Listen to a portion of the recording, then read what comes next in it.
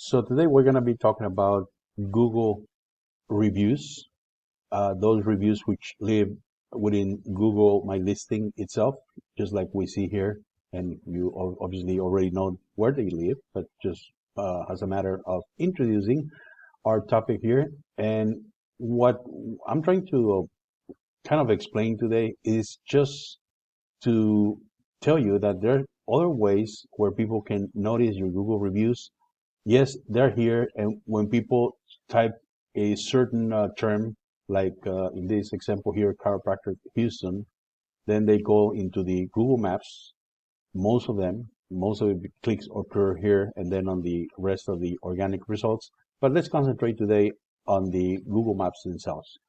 And so once they see that, they go quickly into these three results, and they click in here. So let's suppose that I want to know about this particular business. So I click in there, and then I go into reviews. Before taking any decision, I need to know what type of reviews there are out there. And so I scroll down, and everything is good. Again, they are living here, they are staying here, they're not going away. But I needed to, in order for these reviews to be found, I had to type those things on Google, terms basically on Google, like chiropractic Houston. Now, once the reviews are here, these are used for newcomers, prospective patients, say. But I want these reviews to be used elsewhere in other software, in other social media platforms, for example, where people, existing patients, for example, can also read about other patients, and that creates a very nice network relationship, uh, and it develops into a trust among our patient database. So what I'm going to do here is I'll give you a couple of ideas how to use these particular reviews. Assume that this is your page, your Google listing uh, reviews page. And all you have to do basically is you want to come here to a free place called canva.com, and then you can create nice graphics. This is a free place. I mean, there's a pay for version, but the free one is good enough for you to do the whole work that I'm about to show you. And so all you have to do is come to Canva here, and then click on social media, and I would say choose the Facebook post. There are other ones, tons of them, but choose the Facebook post. So I'm going to click in here, and notice I have a blank page in here.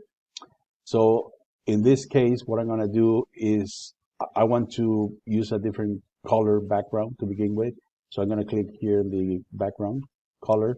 And let's say that I want to start by choosing this nice yellow color. So I click in there, and well, this looks like corrugated. Not exactly what I have in mind, but let me try this other one. Yeah, this is much better here.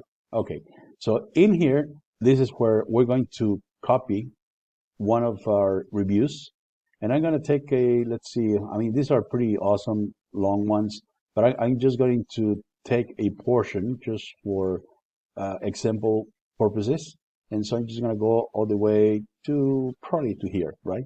And if I want to do the rest, I would probably have to do another graphic, so it will be an easy read. All right, so I have copied the review, and so I'm bringing the text over here. So then what I'm going to do now, after I've selected the color background, I'm going to click on text, and then on the text, I'm going to add a heading right here, like that.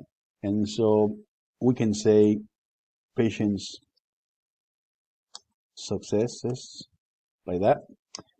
And maybe I like to move it upward, because this is the heading. And then again, I'm going to, in this case, add this subheading over here. And in here, what I'm going to do is, in my computer, and I have a Microsoft computer where I'm doing this demo, I'm clicking Control B, because I previously copied it. So I'm going to paste it in by clicking on the Control B. And so there it goes. That's where you can see this particular one. So looks very nice. And by the way, just to give it it's Frank J. So one thing I would do is I'm just gonna add that Frank J. Always mentioning the person's first name and the last name. Just make it as such. Doesn't have to make it very obvious. Some people, would probably appreciate that more than others, but just use it like that. Play safe that way. And that's all you have to do. And I would probably put that on quotes because that's how people are used to when they read about someone else. And it looks like that. Now, in this case, I'm going to scroll up a little bit. I'm going to now copy and duplicate this page. So I'm going to click in here. And then the page was duplicated. Notice that it's the same page and it has been duplicated. Now, what I want to do is I'm going to click in here and I'm going to change again the background just to make it, different. So I'm going to click in here and the page has changed that. Now the black text looks too dark for my taste. So what I'm going to do is change the text to white. So all I have to do is just come back to text in here. And in this part, I'm going to select the whole thing. And then I'm going to go to this part here that says text color. Click on that and select the white portion. And if I click away, there it is. That same thing. So I'm going to do the same. I'm going to select these two words. Come to text, color, white, and there you go. Just like that. One thing that people like also is to use this term. I'll show you, and then use whatever you want, but we can call it the voice of our patients. Patients, see if I can write right, and then delete that part. The voice of the patients, like that. Some people like it like such, something like that. Okay. Either way, the thing is for them, for other people. Let me see what happened here. The quotes mark went away. Oh, it's actually, no, that's the different one. And then we going to add, oh, Sergio, just like me. There you go.